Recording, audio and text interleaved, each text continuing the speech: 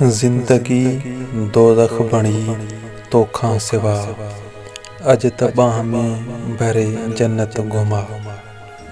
मां सिकां तो लाए सिकणे ॿार जियां, तूं बेका अख जी खणी पुछड़ी मिलाए।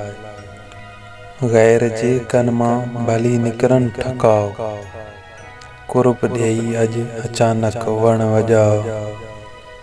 ॾे बटे के टहिक हेकर तूं उधार, पो भली मूं ते सॼी हलकत खिलाए।